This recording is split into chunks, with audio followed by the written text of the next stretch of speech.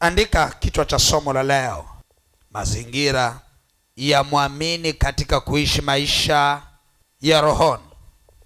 Soma kichwa cha somo. Asante. Naomba tuombe. Roho Mtakatifu, asante kwa ajili ya neno unaloliachilia kwetu. Tupo tayari kulisikia.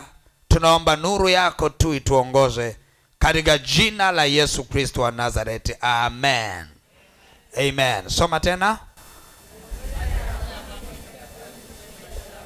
Rudia tena. Amen. Yapo mazingira ambayo mtu wa rohoni anatakiwa awe nayo ili kuweza kuendesha maisha ya rohoni. Yapo mazingira ambayo mtu wa rohoni lazima awe nayo katika kuendesha maisha ya rohoni. Mazingira katika ulimwengu wa roho. Haleluya. Yapo mazingira ambayo mtu wa rohoni anatakiwa kuwa nayo ili kuendesha maisha ya nini? Ya rohoni. Sikia, ikiwa wewe ni mtu wa rohoni, kuna mazingira ambayo unaweza ukaoperate maisha yako ya rohoni. Sio kila mahali. Ni lazima utengeneze mazingira kuweza kuoperate katika ulimwengu wa roho. Tuko sawa? Unamjua mkulima, ile tu kwamba na mbegu haendi tu kupanda. Cha kwanza ni lazima atengeneze mazingira ya kuweza kupanda. Watu wengi wanaona maisha ya rohoni ni magumu. Kwa sababu gani? Usipotengeneza mazingira katika ulimwengu wa roho, huwezi operate katika roho. Huwezi operate. Kwa nini wokovu wa watu wengine ni wa kung'ang'ana? Kwa sababu anataka kuwa mtu wa rohoni, lakini hajui siri ya kutengeneza mazingira ya kuoperate katika roho. Hamna kitu kigumu kama kuoperate maisha ya rohoni kabla ya kutengeneza mazingira. Okay, nitakuonyesha kibiblia. Naomba ufungue kitabu cha Mwanzo. Mwanzo sura ya kwanza. Umefika? Biblia inasema hivi: hapo mwanzo Mungu aliziumba mbingu na nchi. Anasema nayo nchi ilikuwa ukiwa tena utupu, na giza lilikuwa juu ya uso wa vilindi vya maji. Roho ya Mungu ikatulia juu ya uso wa maji. Haya mazingira yalikuwaje katika ulimwengu wa roho? Haya mazingira yalikuwaje? Yalikuwa ni mazingira mabaya yasiyofaa Mungu kuendelea na operation. Mungu anataka perform jambo la kiroho katika uumbaji, lakini akiangalia mazingira, anaeleza mazingira yaliyokuwepo kabla ya kuanza operation ya uumbaji. Anasema hapo mwanzo Mungu aliumba mbingu na nchi, lakini anaeleza situation aliyokutana nayo ama aliyoikuta kabla hajaanza kufanya operation yake. Anasema nayo nchi ilikuwa ukiwa tena utupu, na giza lilikuwa juu ya uso wa vilindi vya maji. Roho ya Mungu ikatulia juu ya uso wa maji. Hali iliyokuwepo haikuwa njema. Mungu anaanza kutengeneza mazingira ya kuanza kazi. Na tunaona ule mstari wa 3, Mungu anaanza kusema. Mungu anaanza kutengeneza mazingira sasa. Mungu anaanza kutengeneza mazingira kwenye ule mstari wa 3. Biblia inasema hivi: Mungu akasema iwe nuru, ikawa nuru. Mungu akaona nuru ya kuwa ni njema. Mungu akatenga nuru na giza. Mungu akaita nuru mchana, na giza akaliita usiku. Ikawa jioni, ikawa asubuhi, siku moja. Maana yake nini? Siku ya kwanza ya uumbaji Mungu hakuumba kitu, alitengeneza mazingira. Haleluya. Mungu hakuumba kitu, alitengeneza nini? Alitengeneza mazingira.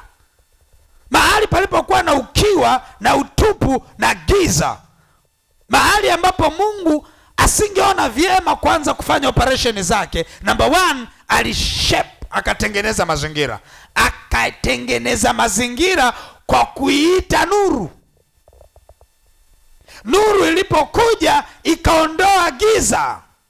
Giza lilivyoondoka mahali pale, Biblia inasema pakawa pazuri, pema sana. Ili aweze kuoperate vizuri, akatenga, akaweka nuru ibaki mchana na giza libaki kuwa usiku. Ikawa mchana, ikawa usiku siku ya kwanza. Anatengeneza nini? Mazingira. Tukianzia hapo tunaona jinsi ambavyo Mungu anaiongelea nuru kama ufalme na giza kama ufalme. Na ndio maana nasema ufalme wa nuru na ufalme wa giza. Katika ulimwengu wa roho kuna falme mbili. Kuna falme wa nuru na ufalme wa nini? Wa giza.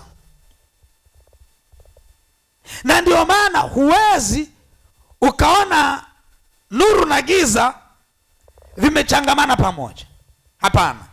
Hivi vitu vilishatengwa. Nuru ikae kule ili iweze kuoperate mambo ya nuruni. Haihitaji disturbance ama muingiliano wa nini? Wa giza.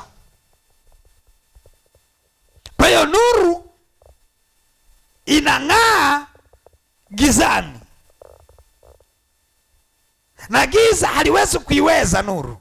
Inaongelea falme, utawala, mamlaka katika ulimwengu wa roho. Haleluya. Unapoongelea falme na mamlaka katika ulimwengu wa roho, unaambiwa juu ya kwa habari ya wakuu wa giza hili. Wakuu wa giza hili wanaooperate, wanatengeneza visa vya giza. Nuruni kuna visa vya nuruni, na kwenye giza kuna visa vya nini? Vya giza. Hizi ni falme mbili. Falme mbili haziwezi zikafanya kazi sehemu moja. Yaani Mungu na shetani hawawezi kushirikiana kufanya operation moja. Hamna namna, haiwezi kuingiliana. Huwezi kumwambia Mungu akawa anajenga, ufito ukaanguka, akamwambia shetani naomba niletee. Hawana shirika. Operation za giza zikiwa zina operate, zitahakikisha zinatengeneza mazingira ya nuru kuondoka.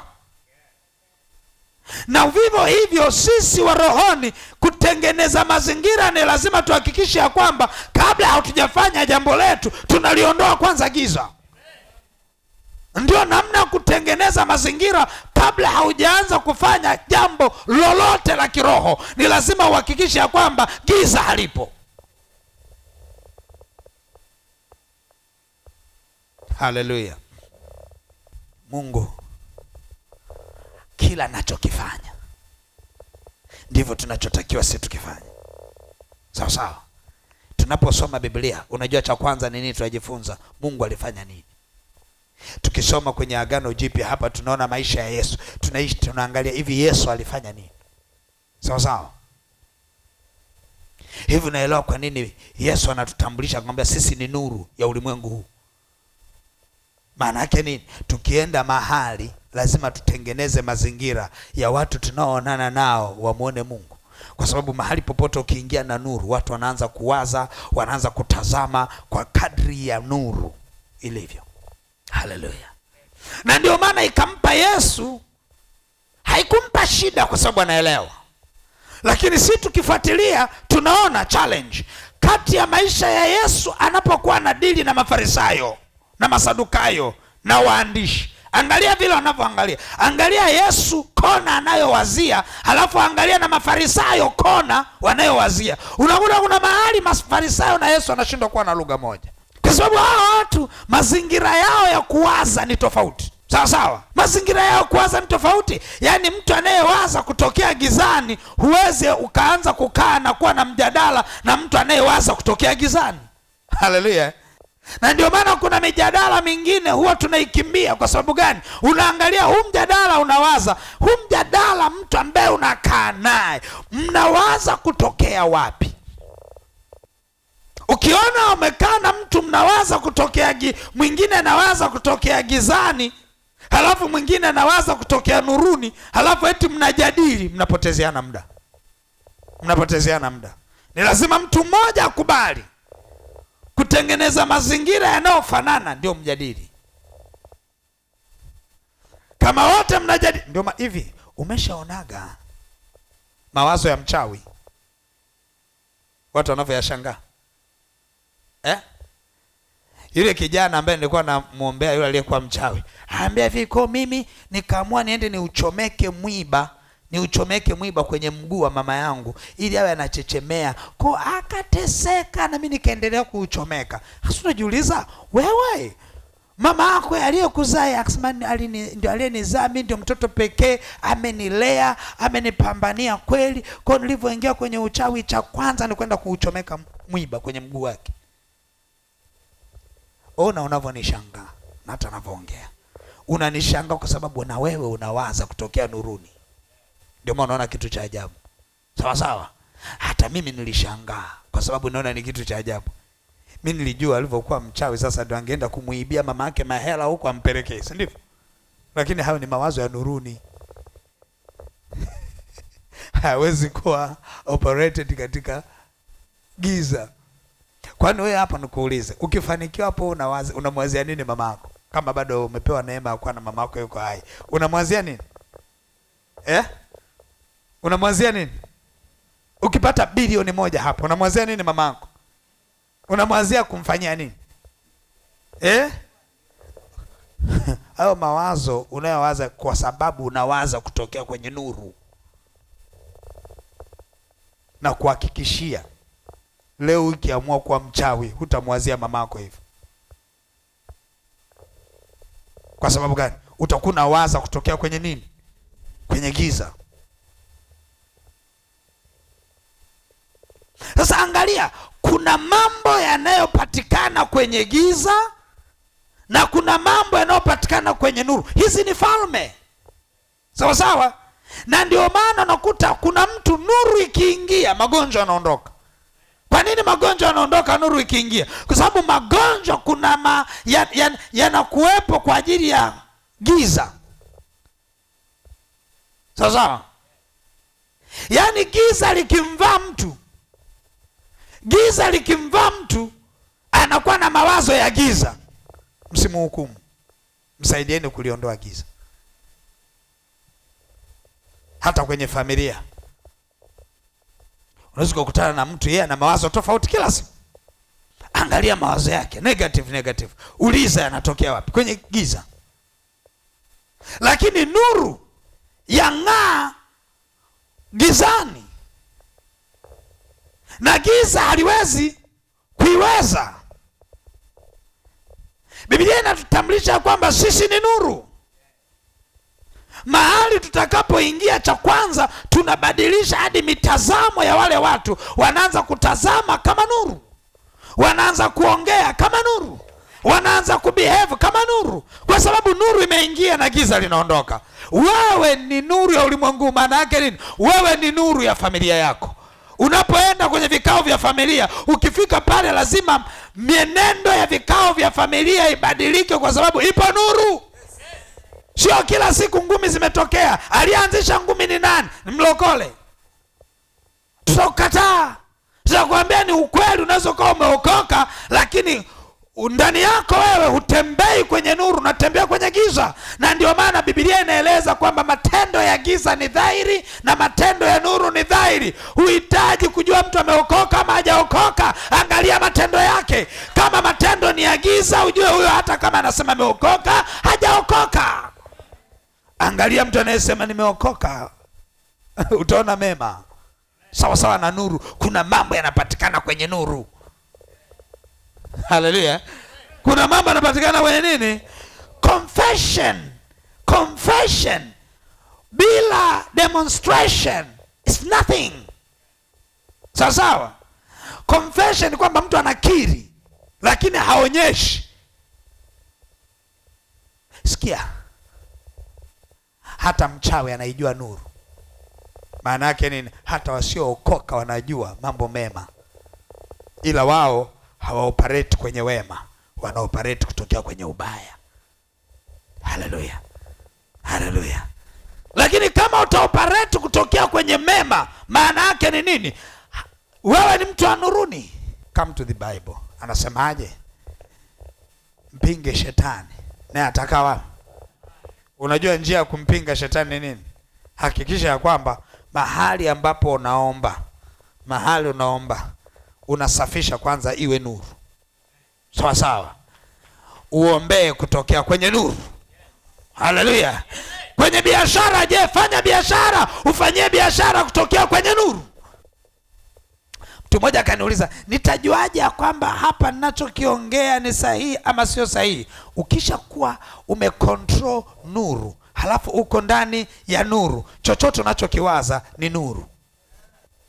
Je, wangapi wamesema hawajawahi sikia sauti ya Mungu? Ulishaisikia sana tu. Ukisha kuwa ndani ya nuru, mawazo yako ni ya Mungu, fikra zako ni za Mungu, kwa sababu aliye nuruni anaongozwa na nuru, aliye gizani anaongozwa na giza. Biblia inasema kwa Efeso, kwa maana hata hapo mwanzo tulienenda katika ile njia ambayo hata sasa mkuu wa anga, waweza wa anga, roho chafu itendayo kazi hata sasa na wana wa kuasi mpaka sasa wanaendeshwa na giza.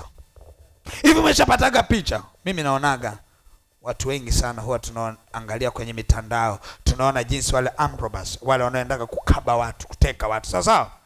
Hebu naomba nikuulize, mmeshaonaga zile CCTV kamera ambazo zinaonyesha watu wanaenda kukaba watu wenye pikipiki wanafanya hivi, alafu wanadakwa na CCTV kamera? Mmeshaonaga?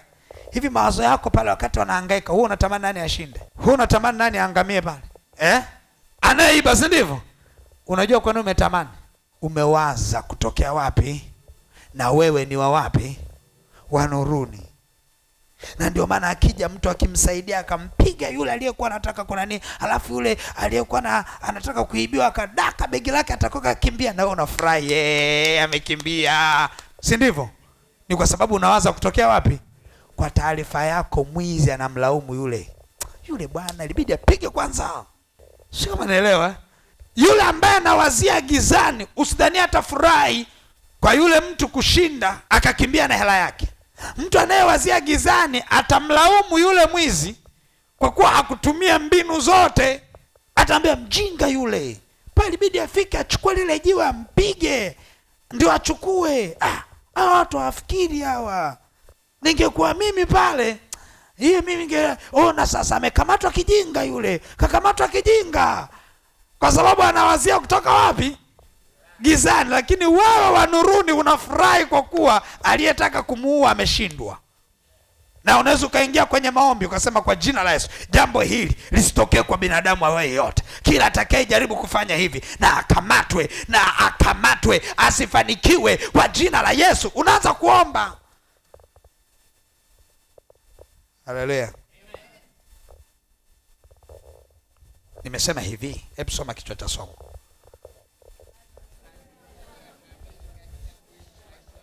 Nimesemaje? Wote tunajua matendo ya rohoni na struggles za rohoni tunazozienenda kila siku. Sawa? Wewe angalia, wangapi wanatamaniki kusoma Biblia hawawezi? Unajua changamoto ni nini? Unaanza kusoma Biblia wakati giza lipo. Unasomea Biblia kutokea gizani. Utaelewa? Sikia nikwambie, kuanzia leo ukinielewa hii, huta struggle tena kusoma Biblia. Utagundua kwamba kusoma Biblia sio kitu cha kwanza. Kitu cha kwanza ni kuliondoa giza mahali unaposomea Biblia. Wangapi wana struggle kuomba? Hivi nadhania wote ambao hawaombi wanadhania hawapendi kuomba? Wanapambana. Mwingine mpaka anaamka namna hii, ametegesha alamu mpaka ameiweka kule mbali, mlilie mbali, maana kiwelia hapa na kipiga kile kialamu, kesho anaenda kununua kingine. Sasa ameamua kiweke mbali kile, akiamka anajaribu kusema katika jina la Yesu, baba katika jina la Yesu Kristo, amelala. Unadhania hapendi? Unadhania hapendi kuamka kuomba usiku?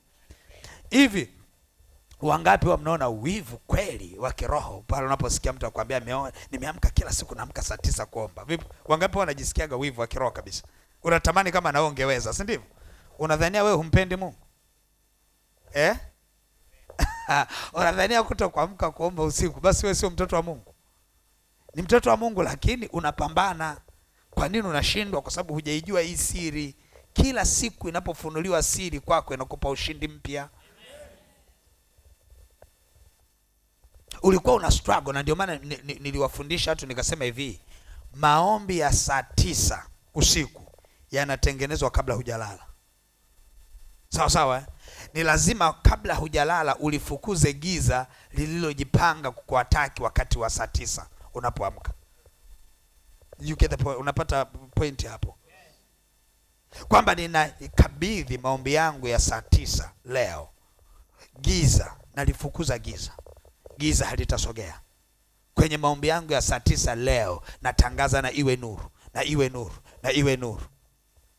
Ukitangaza na iwe nuru, unashangaa saa 9 ukiamka, unaamka na nguvu zote katika jina la Yesu. Baba mtakatifu. Umeelewa? Lakini kuna mwingine ni kama wale ambao shuleni walikuwa hawana akili. Ni tofauti na waliokuwa na akili, si ndio? Aliye na akili akisoma tu kidogo ameelewa, si ndio? Wale wenzangu wa kushika mstari mpaka asema agriculture is a branch of science which deals with growing crops. Hapo nakumbuka crops tu. Mnakumbuka wale walikuwa wanafanya nini? Sawa? Walikuwa wanaenda wanalala wamechomeka miguu kwenye maji, si ndivyo? Na amechomeka miguu kwenye maji na bado anafanya nini? Hasa nakuta kuna mtu mwingine anachukua tekniki ile anakuja nadi kwenye maombi. Sawa? Anaenda kujimwagia maji pwa pwa pwa. Unalala hadi ndani ya maji. Wewe acha kabisa maneno. Sikia, lazima uelewe siri ya kwamba yani maji hayakusaidii wewe kuchangamka. Sikiliza nikwambie, kuna kuchangamka kwa mwili kwa kawaida na kuna kuchangamka kwa mwili kutokana na nuru iliyopo hapo. Kuchangamka mwili kwa kawaida, unaenda kumwagiwa nini? Maji, unaoga, unafanya hivi na hivi na hivi. Lakini kwa kama mtu anatumbukiza miguu yake kwenye ndoo na bado anasinzia, hapo issue sio issue ya kuukulu mwili. Issue ni kuliondoa giza lililo mbele yako. Na ndio maana watu wengi wanapata shida kwenye ajira zao. Wakifika kwenye ajira, wanafanya kazi zao za ajira kutokana na experience walionayo, kutokana na elimu walionayo. Na ndio maana mkuta kuna mtu mwingine hana elimu, hana experience, lakini ana kibali hapo kazini. Unaanza kujiuliza, kuna kajina fulani hivi hata kwenye taasisi kanasikikaga tu muda wote. Michael yuko wapi? Bosi, Michael yuko wapi? Mpaka Michael amepita hapa. Yuko wapi? Michael yuko wapi? Michael ni kibali kile. Ukiangalia alishia form 2. Sasa lakini ana operate kwenye hiyo ofisi kutokea kwenye nuru. Sawa, anaenda anajivisha nuru kama taji. Halafu anaingia kwenye hiyo ofisi. Akijivisha nuru kama taji akaingia kwenye hiyo ofisi, wewe na degree zako, jina lako linatajwa mara moja sana penye kesi ya wizi wa hela. Ndio jina lako linaonekana. Lakini kila wakati anatajwa jina lake, ana operate kutoka kwenye nini? Na ndio maana sikia nikwambie, huwezi shindana na mtu anaye operate kutokea kwenye nuru. Huwezi shindana naye. Ukitaka kushindana naye, na wewe mtu wa nuru. Kwa sababu nuru yang'aa gizani na giza haliwezi. Lakini angalia, kuna mambo yanayoambatana na nuru na kuna mambo yanayoambatana na giza. Ukianza kutembea gizani, tarajia mambo fulani hivi ya giza yataanza kuambatana na wewe. Utaelewana? Hii vitu ni automatic. Ni vitu automatic. Ni automatic. Ukikimbia kwenye nuru, Jiandae mambo ya giza. Na ukiwa kwenye giza, kuna mambo Biblia inatambulisha kwamba hayo mambo tu yenyewe yanakaa kwenye nuru na yenyewe ni nuru. Sawa sawa? Angalia, tusome kidogo. Fungua katika kitabu cha Yohana sura ya kwanza. Sawa sawa? Yohana sura ya kwanza, tusome kuanzia mstari wa kwanza na wenyewe. Yohana sura ya kwanza mstari wa kwanza. Umefika? Anasema, hapo mwanzo kulikuwako na neno, naye neno alikuwako kwa Mungu, naye neno alikuwa Mungu. Huyo mwanzo alikuwako kwa Mungu, vyote vilifanyika kwa huyo, wala pasipo yeye hakikufanyika chochote kilichofanyika. Ndani yake ndimo ulikuwa uzima. Ndani yake ndimo ulikuwa nini?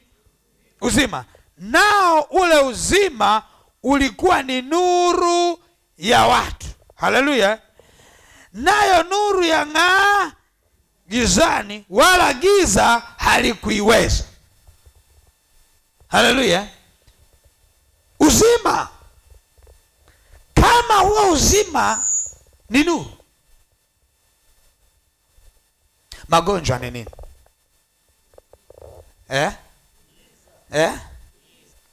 Kuna nyakati uhitaji kukemea magonjwa. Sawa sawa? Kuna nyakati uhitaji kukemea vitu. Wewe ingia nuruni. Haleluya. Tafuta nuru. Jivike nuru kama taji. Tembea katika nuru. Ishi katika nuru. Kuna vitu vinapatikana gizani. Ukitembea gizani, unakuwa mwana wa giza. Unaanza kuoperate katika giza. Vitu vya giza vibaya. Yaani kuna vitu vingine vibaya. Usihangaike na kwanza kudili na kitu kimoja baada ya kingine ukiwa gizani. Sasa ni kama vile umemwaga vitu vingi kwenye chumba cha giza. Sasa siku nzima unapapasa. Hii hapa ni nini? Mkanda. Sasa unaenda suruali. Muda wote huo unaopoteza kwanza kuvitafuta vitu gizani, ilikuwa ni simple tu. Unafanyaje? Unaweka nuru. Ukiweka nuru, vitu vyote unaviona. Sawa sawa? Vitu vyote unaviona. Maana yake nini? Unaweza kuwa unatafuta kazi, lakini unatafuta kazi gizani. Unaweza kuwa unatafuta mtaji, lakini unatafuta mtaji wapi? Gizani. Unaweza kuwa unafanya biashara, lakini unafanya biashara wapi? Gizani. Unaweza kuwa unaendesha mahusiano yako, lakini mahusiano yako unaendeshea wapi? Gizani. Lazima vitu vingi utakuwa unavitafuta. Mahusiano yanayoongeza gizani, amani ni ya kupapasa. Kwa sababu haipo. Hivi mahusiano yako ukiongozea kwenye giza, amani itapatikana? Kwani mfalme wa amani ni nuru, ni giza? Ni nuru. Ukitaka amani kwenye mahusiano yako, kwenye ndoa yako, usianze kuita vikao vya familia. Iite nuru. Sawa sawa? Iite nuru. No matter mme wako mkorofi kiasi gani, no matter mke wako mkorofi kiasi gani, ukorofi unatokea wapi? Gizani. Ita nini? Ita nuru. Ita nuru. Ukiita nuru, giza na matendo yake yanafanya nini? Yanaondoka. Na hii ni kwa sababu kubwa inatutesa watu wengi wa rohoni. Unakuta mtu wa rohoni yeye anadili na ishu moja baada ya nyingine. Sawa sawa? Leo anafunga siku 3 kavu, anaombea mchumba. Chumba haeleweki. Leo nakupenda, kesho sema sikupendi. Kesho nakupenda. Kesho sikupendi. Kesho samani, jana kama kuna kitu kilinivamia, leo nakupenda. utakuwa kila siku wewe ni wa kuomba tu. Mambo ni ya giza, lazima iitwe nuru. Ikiitwa nuru atanyoka, atakaa sawa. Haleluya. Ita nuru, atakaa sawa. Biashara yako una operate kwenye giza. Haleluya. Kama una operate biashara yako kwenye giza, umekwisha. Utapambana sana. Operate kwenye nuru. Haleluya. Operate kwenye nuru.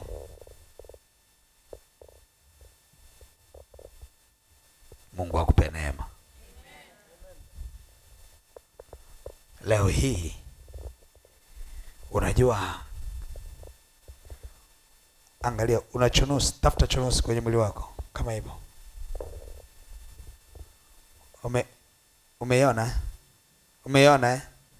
Kama unataka kuwa mtu wa nuruni, sawa sawa, hadi hiyo chunusi ishughulikie, sema na iwe nuru, itapotea.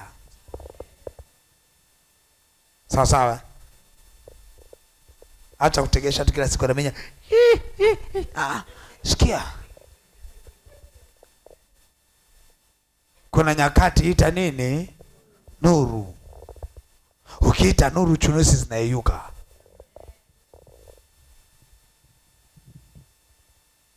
Hivi najua fedha zinaifuata nuru. Unajua ulimwengu wa nuru una fedha za nuruni, sawa na ulimwengu wa giza una fedha za wapi? Za gizani, sawa sawa. Fedha za gizani zinafuata watu wa giza, sawa na zina masharti yake, zina adha yake, sawa sawa. Na fedha za nuruni zinawafuata watu wa nuruni. Unapozidi kukaa nuruni, na fedha zinakufuata. Haleluya. Hebu ingia kwenye vyumba vya nuru, halafu uone vinavyopatikana huko ndani. Likatae giza na matendo ya giza. Okay. Watu wengi wao wanajiuliza, kwa nini naota ndoto na shiriki tendo la ndoa na mtu nisiyemjua ama nayemjua usiku, halafu nikiamka mambo yangu yote yamefanya nini? Yameharibika. Ile ni miunganiko katika ulimwengu wa roho ambayo inakuunganisha wewe na giza. Kwa hata kale kanuru kadogo kalikuwepo kanazolewa, unaanza kutembea kwenye giza. Ukitembea kwenye giza, vyote vilivyokuwa vinaonyesha promising kwenye nuru vinaondoka. Na ndio maana ukuta matendo ya giza yakikuvuta, ujue kwamba kuna vitu vinataka kuibiwa. Kuna maturity ya vitu fulani vinataka kutokea, lakini kuna namna lazima utoke gizani, utoke nuruni, uingie gizani ili mapepo ya kubane. Okay, tunaongea kama watu wa namna gani? Paulo aliongea na Wakorinto kama watoto wadogo. Haleluya. Lakini mimi leo naongea na ninyi kama watu gani? Unanielewa kwenye level gani? Ndio tutakaa sawa. Kwa sababu mtu anayeombea kulala salama pia ni shida. Pia ni shida kiroho. Yaani mtu anayeombea kulala salama pia ni nini? Baba, ninaomba malaika kulia na kushoto, magharibi na kusini. Baba, hapa moto, zungusha moto, sikime kwenda karudi. Sikiliza. Yaani ilitakiwa ufanye kama Mungu tu, na iwe nuru, full stop. Hakikisha ndani yako wewe kuna nuru. Kwani wanaokuja kukaba wanatokea? Okay, nikuulize, huwa kwa nini kabla haujakabwa unatishwa? Kuzima nuru. Unatishwa kuzima nini? Nuru. Pa! Ile nuru ikizima, pa, ndio hapo hapo zoezi linafanya nini? Linaanza. Ukishikilia nuru, mchawi hakukabi. Cha kwanza mchawi mchawi akija kwako, lazima cha kwanza, operation ya kwanza ni kuzimisha taa inayowaka, kuleta giza. Akishindwa kuleta giza, mchawi hajawahi kumkaba mtu akiwa nuruni. Never. Principles imegoma, haiwezekani. Ukiona umekabwa, ujue ulikuwa kwenye giza. Ukiona mapepo yameshiriki na wewe tendo la ndoa, ujue ulikuwa kwenye giza. Yaani kuna vitu havifanikiwi nuruni, vina vitu vinafanikiwa mpaka uingie gizani. Mchawi mpaka ingie kwenye nyumba yako hivi ndii.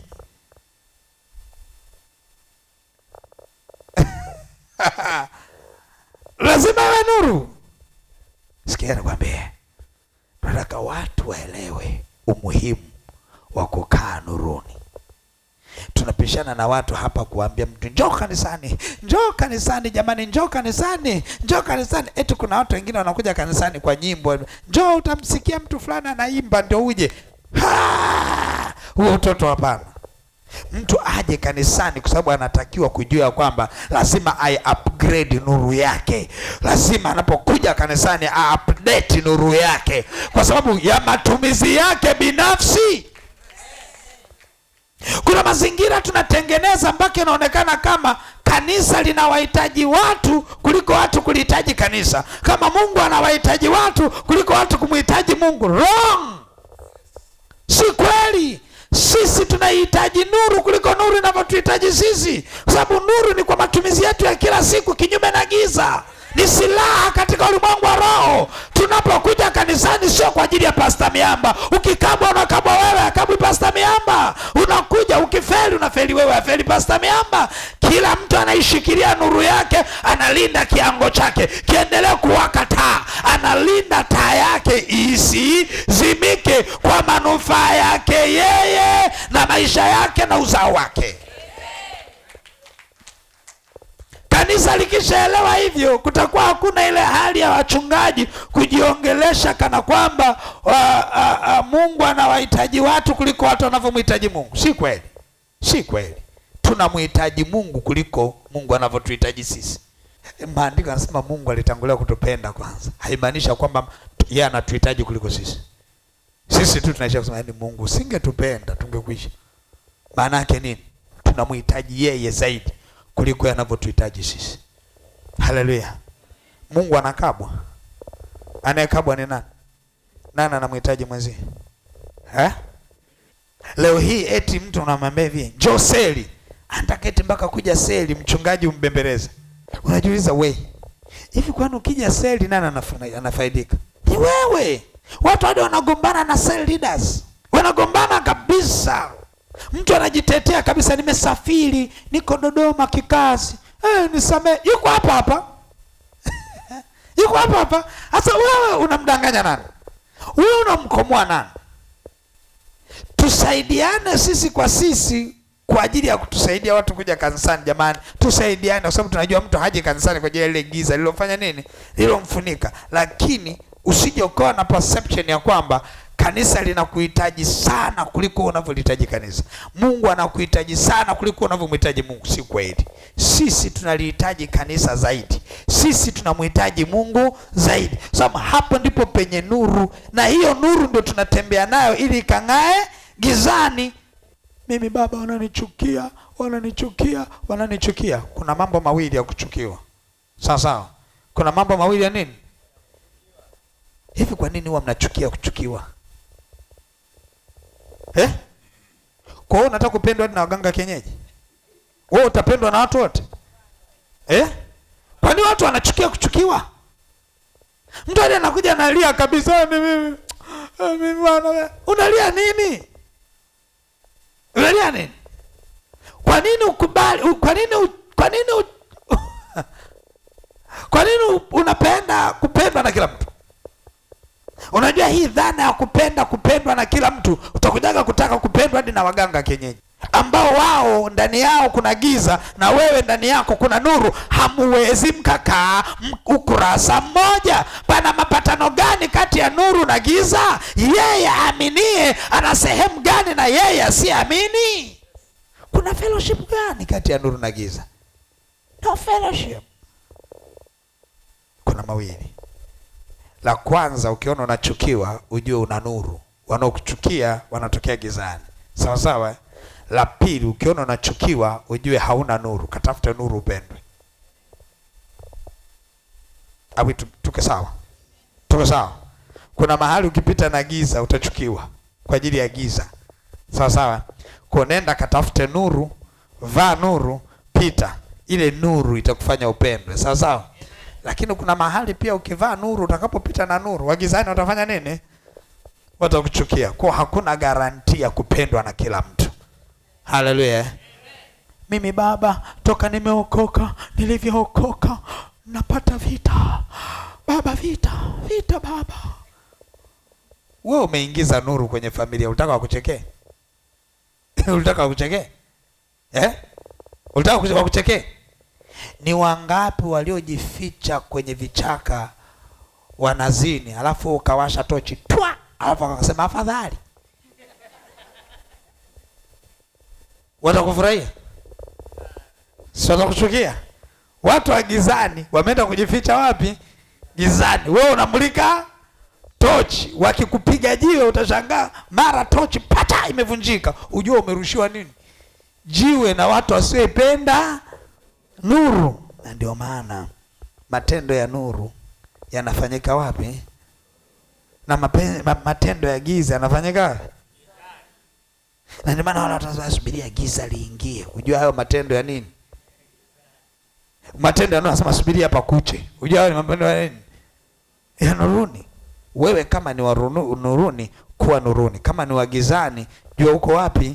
Gizani. Kabla haujaoperate jambo lolote la kiroho, lazima utengeneze mazingira. Na hayo mazingira, jambo la kwanza ni kuiamuru nuru kabla hujafanya jambo lolote la kiroho. Amuru nini? Unataka kufanya maamuzi magumu, hakikisha hayo maamuzi magumu kabla hujayafanya, fanyia ukitokea kwenye nuru. Yatakuwa ni maamuzi sahihi. Baba, mimi sijajua, natamani nimewapenda wanawake 3 alafu wote sijui ni nani ndio sahihi. Sikia nikwambie, ingia nuruni. Utapata maamuzi ya kutokea wapi? Nuruni. Ukifanya maamuzi ya kumchagua ukiwa gizani, utamwacha mzuri, utampata mbaya, kwa kuwa ulichagulia wapi? Gizani. Ukitaka mzuri, ingia wapi? Nuruni. Hivi wewe ukiwa gizani ukasema naomba mchumba na uko gizani, utaletewa mchumba kutoka wapi? Mahesabu.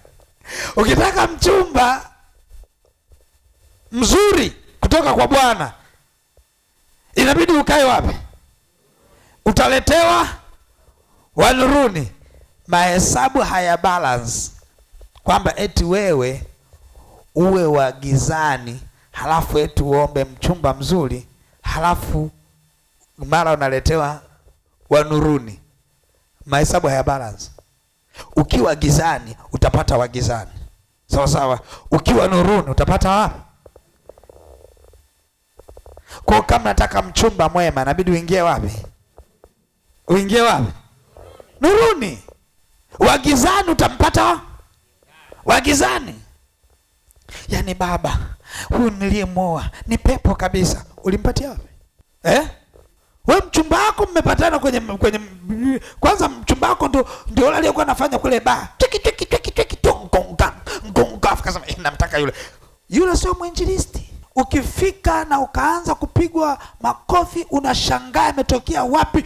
Mlikutana wapi? Namba 1. Namba 2, hata kama yuko kanisani, kuwa kanisani haimaanishi ya kwamba utampata wa nuruni. Lazima na wewe uwe ndani ya nuru. Hapo hapo kanisani Mungu atakutafutia aliye nuruni. Walio nuruni hupokea vya nuruni, walio gizani hupokea vya gizani.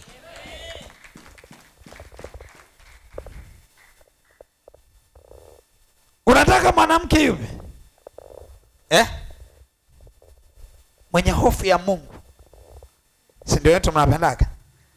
Baba, mimi nataka mwanaume mwenye hofu ya nani? Kwa unataka aanze kuwa na hofu ya Mungu mwanaume ama wewe?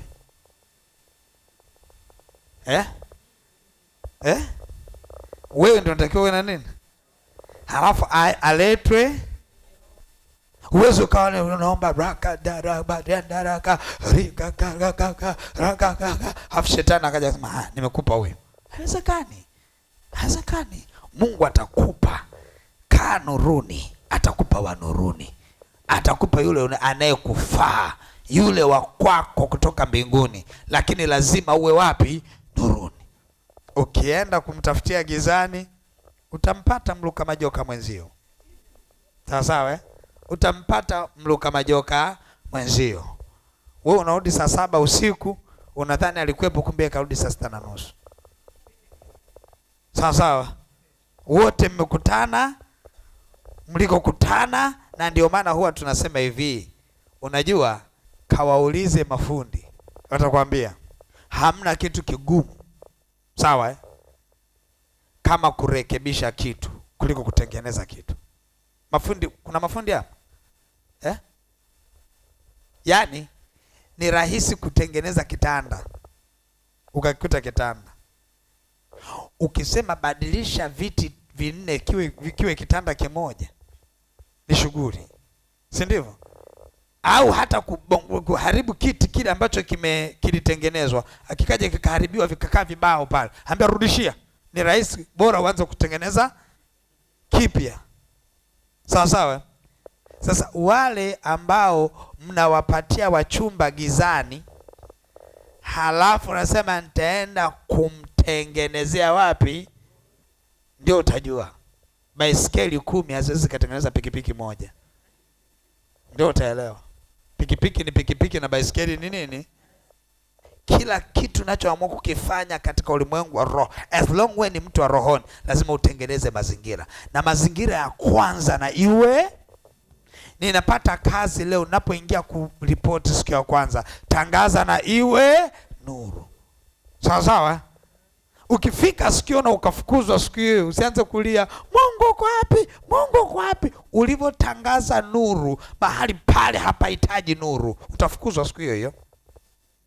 Usilie. Ukipigwa jiwe pap, usilie. Wewe ni wa wapi? Haleluya. Unataka kuuza kiwanja, unataka kuuza nyumba, unataka kuuza sio magari, sio ni mfanya biashara, sio nini, operate kwenye nuru, wateja wako hivi. Sawa? Operate kwenye nuru, wateja wako. Unataka kazi zipo, kaa nuruni, tengeneza mazingira ya operation katika ulimwengu wa roho yanatengenezwa kabla ya operation, na iwe nuru. Yaani kabla, okay, mimi nataka kuomba hapa. Soma kichwa cha somo nikwambie kitu. Inasemaje? Okay. Nataka kuomba hapa. Nataka niombe. Umeenda kijijini kwenu, nataka kuomba. Unaelewa unachotakiwa ukifanya?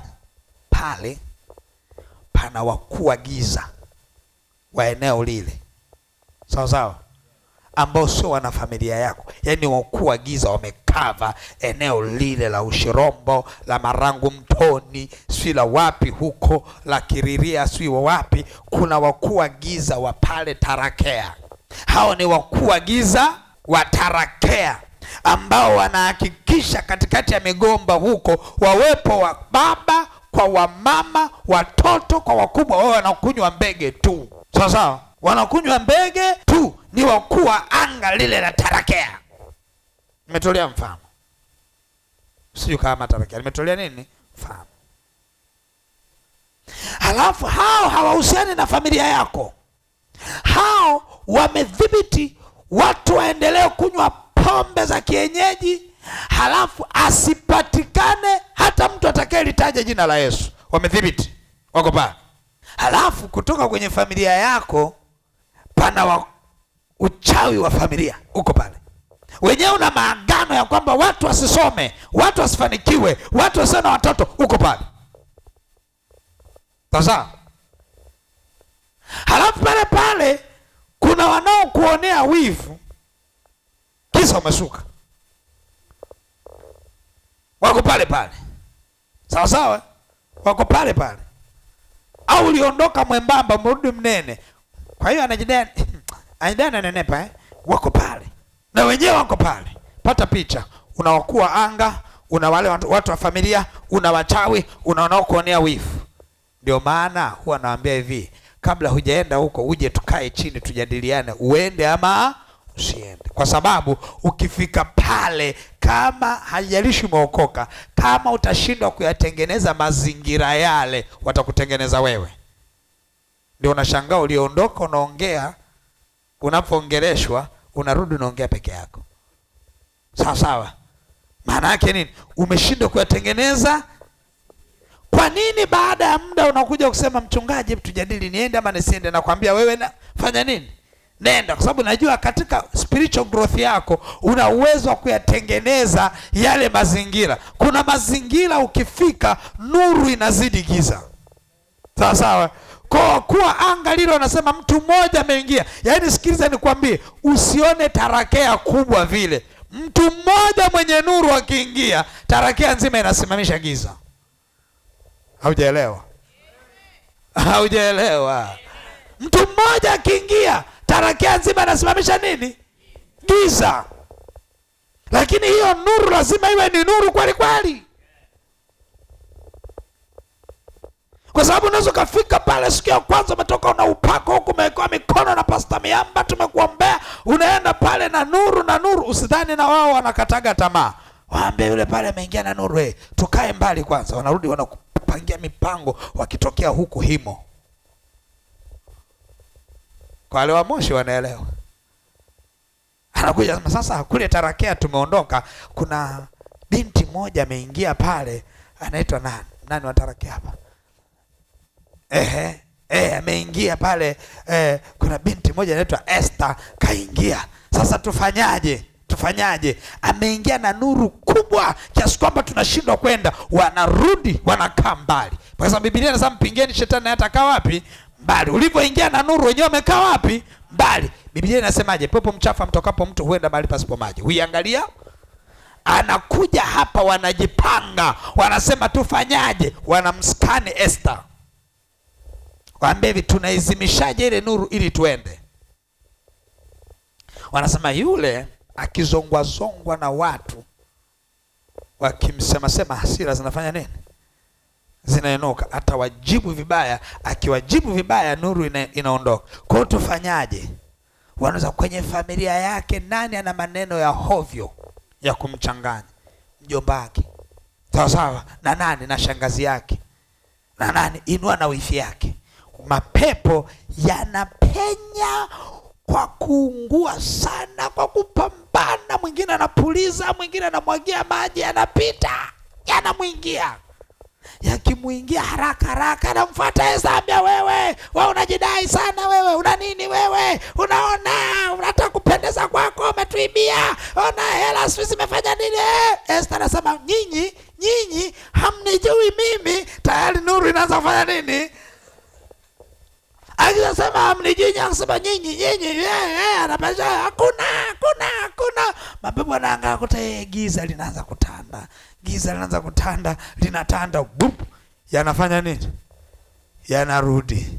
Yakirudi unadhania cha kwanza anamshughulikia nani? Asije usiku akaita jina la Jehova. Wanamwekea walinzi wa kumhakikisha cha kwanza anawaza mabaya muda wote. Anawaza kama kulipiza visasi. Anawaza sui nani. Ni maana yake nini? Yote yale yanamzuia asitengeneze tena mazingira ya kufanya nini? Ya kuomba tena. Story imefanya nini? Imeisha. Lakini kuna nyakati tunakuruhusu uende, kwa sababu Esther tunajua ameshajua siri za ufalme na namna ya kuilinda nuru. Akifika wanamuingilia mjomba, akifika wakitaka kumharibu, anawajibu tu, anasema nimewasamehe kwa maana najua hamjui mlitendalo. Ninajua sio ninyi bali ni roho chafu zitendazo kazi ndani yenu. Nuru inaendelea kuwepo. Itabidi mapepo yakae himo mpaka Esther atakapoondoka. Ili akiondoka anapishana naye. Yaani gari linapita pale, Kilimanjaro Express inarudi hivi, yenyewe anarudi. Ndio operation katika ulimwengu wa roho inavyoenda. Na ndio maana unapotembea hakikisha una nuru. Ukiwa na nuru wakati wote, mazingira yote ni salama kufanya operation yoyote ya kiroho. Sawa sawa. Sio mtu ana mapepo akija hapa unaenda mpaka kujitakasa ndio urudi kumdani. Haya mambo ni ya watoto. Wewe unatakiwa uwe na nuru wakati wote. Mazingira yako ni salama kufanya operation yoyote ya kiroho wakati wowote. Nuru inang'aa. Kila wakati kiingia giza linakaa pembeni. Ushaonaga unaenda na tochi unatembea nayo usiku. Kila unapotembea pana nini? Pana nuru na giza linakimbia. Linarudi wapi? Linarudi nyuma. Ukiligeukia linakimbia. Ndio mtu wa rohoni unavyotakiwa kuwepo. Tengeneza mazingira shetani asiguse maisha yako ya kiroho. Hakikisha ya kwamba kama nuru imesema ya kwamba mwezi wa 7 utakuwa ni tajiri, hakikisha unailinda hayo mazingira ya utajiri wako wa mwezi wa 7. Hakikisha unalinda ushindi wako wa mwezi wa 7. Kama nuru imesema wewe ndani ya mwaka huu utaoa ama kuolewa, hakikisha unalinda nuru yako. Hakikisha unafanya nini? Unalinda nuru. Ukiwa ndani ya nuru, mchumba akija akiondokea nuruni, ujue huyo ni wagizani, mwacha aende. Linda nuru. Na ukiwa na nuru ukaleta giza, mchumba wa nuruni akija, kama mlikutaniana kwenye nuru alafu ukaleta giza, ataondoka. Akiondoka ujue ameondoka aliye mwema, kwa sababu wewe kuna giza. Lakini kama ndani yako kuna nuru, ameingia mchumba wako pale akaondoka, na wakati ndani kuna nuru, ujue huyo hakuwa wa Bwana. Haleluya. Wangapi mnanielewa? Mnanielewa eh? Mnanielewa eh? Kabla haujaanza kuomba unatakiwa fanyaje? Kabla haujaanza kusoma neno unatakiwa fanyaje? Maombi ya saa 9 yanatengenezwa saa ngapi? Asante. Maombi ya saa 9 yanatengenezwa wakati gani? Kabla ya kulala. Kesho inatengenezwa lini? Leo. Unapoenda Kariakoo hakikisha una nini? Una nuru. Unapoongea na mtu hakikisha una nini? Kila unayemsalimia hakikisha unamsalimia katika nuru. Shalom. Una nuru. Wewe ni nuru ya ulimwengu huu. Kama kuna uharibifu ndani yake lazima uondoke, kwa sababu umeiachilia nini? Nuru. Anakuambia niliposalimiana. Angalia Elizabeth anasemaje? Niliposalimiana na wewe, kitoto tumboni kafanya nini? Kikaruka, kwa sababu kilikutana na nuru. Kumbuka aliyemsalimia ni nani? Ndani yake yupo nani? Ndani yake yuko nani?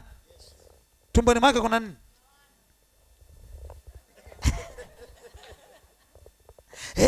Tumboni mwa Elizabeth kuna nani? Tumboni mwa Mariamu kuna nani? Aliyempa mkono mwenzie nani? Mariamu anampa mkono nani? Elizabeth. Kitoto kinachoruka ni kipi? Kimekutana nini? Na nuru iliyo ndani ya nini?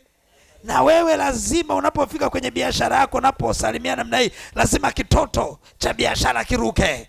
Haleluya. Ukisalimiana na ndugu yako lazima kuna vitu lazima uvichanganye huko ndani. Sawa sawa. Lazima utembee na nuru. Yesu ni nuru ya ulimwengu. Yesu ni nuru ya uzima. Hawezi akakutana na Yohana Mbatizaji alafu eti asiruke huko ndani. Watu wa nuruni wanajuana. Watu wa rohoni wanajuana. Nuru kwa nuru zikikutana lazima vitoto vyenu viruke. Lazima vitoto viruke. Nenda ukarukisha Jumatatu kitoto cha biashara yako. Karukisha Jumatatu kitoto cha ndoa yako. Nenda karukisha kitoto cha kazi yako. Hakikisha ukifika asubuhi Jumatatu uiambie biashara salam. Uiambie biashara yako salam. Utakapoisalimia biashara yako, kitoto cha biashara yako kitatiwa nuru. Lazima kiruke. Lazima utengeneze mazingira. Haleluya. Nakupa kazi leo, utaenda kuyatengeneza mazingira yako kuomba. Utaona jinsi maombi ya leo yatakavyokuwa. Maombi ya leo, wewe ambaye ni mwana maombi, nenda ukaangalie nuru ya ajabu itakuangazia siku ya leo. Kwenye maombi yako angalia nuru ya ajabu. Ninavyoongea hivi, ninaongea na yatengeneza mazingira ya maombi yako. Ninaongea vinatengeneza mazingira ya maombi yako. Ninaongea vinatengeneza mazingira ya biashara yako. Ninaongea vinatengeneza mazingira ya ndoa yako. Na iwe nuru katika jina la Yesu. Na iwe nuru katika jina la Yesu.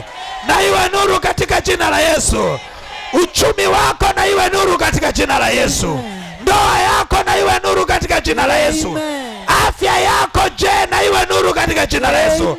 Kila anayeumwa mahali hapa apokee nuru ya uzima. Kila anayeumwa mahali hapa apokee nuru ya uzima.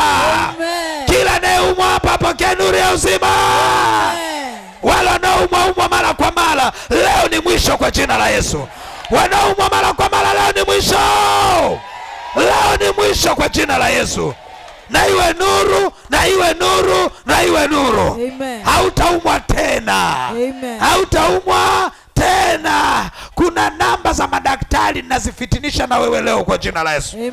Wale wenye daktari wa mtoto, daktari wa mkubwa, daktari wa tumbo, specialist wa moyo, specialist, na yafuta hayo yote kwa jina la Yesu. Na iwe nuru katika jina la Yesu. Specialist wako atakuwa ni Roho Bwana. Na nuru itaangaza gizani. Ninaongea na akaunti ya mtu mmoja. Ninaongea na akaunti ya benki ya mtu mmoja. Sikia nikwambie, mtu mmoja mark date ya leo. Ninaitangazia nuru akaunti yako. Utaona itaanza kuhifadhi hela. Ninaitangazia nuru akaunti yako katika jina la Yesu. Ninaitangazia nuru akaunti yako katika jina la Yesu. Akaunti yako haitazama poza katika jina la Yesu. Akaunti yako haitahifadhi hela katika jina la Yesu. Ninakemea kuishiwa katika jina la Yesu. Ninakemea madeni katika jina la Yesu. Ninakemea kodi za nyumba kuisha kwa jina la Yesu. Na iwe nuru katika jina la Yesu. Na iwe nuru katika jina la Yesu. Wewe unayedaiwa kodi ya mwaka huu utailipa kama upepo. Kodi utalipa kama upepo. Kodi utalipa kama upepo. Bwana ataleta fedha za kodi, utalipa kama upepo katika jina la Yesu. Nasema hivi, kodi utalipa kama upepo. Kodi utalipa kama upepo. Ada haitakuwa mtihani tena kwenye maisha yako. Ada utazilipa kama upepo. No more struggles. Ninaongea na mtu mmoja ambaye ana hofu. Hivi ninavyoongea hofu inamwachia. Ana hofu. Hivi ninavyoongea hofu inamwachia. Ana hofu. Hivi ninavyoongea hofu inamwachia katika jina la Yesu. Hofu inamwachia katika jina la Yesu. Hofu ikuachie leo katika jina la Yesu. Hautaogopa tena. Hautaogopa tena. Hautaogopa tena. Hautaogopa tena. Hautaogopa tena. Na iwe nuru kwako. Na iwe nuru kwako. Kuna mtu mmoja anavyoongea, ninaona kuna Jumatatu na kuanzia wiki ya Jumatatu unakutana na watu watakogeuza historia ya maisha yako. Hii wiki ya Jumatatu kuna mtu mmoja anakutana na watu watakogeuza historia ya maisha yako. Sikia nikwambie, kila aliyefanikiwa leo kuna siku alikutana na mtu aliyegeuza historia ya maisha yake. Kila aliyefanikiwa leo kuna siku alikutana. Na ninaongea hivi sasa hivi, ninaona katika ulimwengu wa roho Bwana anaruhusu. Ni malaika anakuja, lakini kwa njia ya mwanadamu. Malaika anakuja kwa njia ya mwanadamu. Halafu anakutana na wewe, anakusemesha, anakuongelesha, halafu unashangaa ni historia ya maisha yako imebadilika kabisa. Historia ya maisha yako imebadilika kabisa. Historia ya maisha yako imebadilika kabisa. Kabisa. Na nilikuwa ninaona mtu anaingiza umeme zile digiti zile. Dan, umeme wa 2000, umeme wa 5000. Ghafla anaanza kuingiza umeme wa 50,000. Ta. Maana yake nini? The spirit of upgrade. Kuna roho ya kuwa upgraded. Kuna namna maisha yanaenda kuinuliwa tena. Sikia nikwambie, ninaziongelesha akaunti zako zikaweke matuo. Zikaweke matuo. Zikaweke matuo. Kuna watu wanawafaidisha benki tu. Anaweka hela sasa hivi, kesho amezitoa. Benki wanakula makato.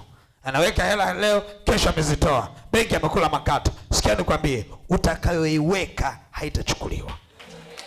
Utakayohitaji kuitumia italetwa na Bwana. Ninaziongelesha akaunti zako leo. Ninaziongelesha akaunti zako leo. Mfalme akamtuma mtu aende kwa Elisha, akamuulize ni lini njaa itaisha. Elisha akasema mnamo majira kama haya kesho patakuwa na chakula cha kutosha Samaria. Yule mtu anasema itawezekanaje? Aliangalia mazingira. Kila neno nalo litamka hapa, usiangalie mazingira. Angalia neno kutoka katika kinywa cha nabii wa Bwana. Amen. Angalia neno kutoka kwenye kinywa cha nabii wa Bwana. Amen. Mazingira yako ni ukweli, hayaonyeshi, lakini neno la Bwana lina utoshelevu. Amen. Neno la Bwana lina milango yake, lina madirisha yake, lina watu wake, lina chaneli zake. Utakapolipokea neno, neno litaleta chaneli zake. Very independent. Very independent. Sikia, Bwana akawa ananifundisha siku, akaniambia hivi, ninaweka neno ndani yako la kuwafanya watu wa makanisa wawe matajiri. Sikia, unajua kwa nini watu wanakimbilia kwa waganga kienyeji? Hawajawaona bado matajiri makanisani. Hawajawaona bado matajiri wapi? Makanisani. Lakini wakati unakuja, na wakati ni sasa, ambao neno la kinabii litaenda kuyageuza maisha ya watu. Amen. Halafu hilo neno litaenda kumfanya aliye maskini kuwa tajiri, yeye aliye dhaifu kuwa shujaa, yeye aliyekuwa mgonjwa kuwa mzima, yeye aliyekuwa na hofu kuwa jasiri kama simba. Utakuwa jasiri kama simba. Amen. Bwana akubariki sana. Amen. Bwana akubariki sana. Amen. Bwana akubariki sana. Amen.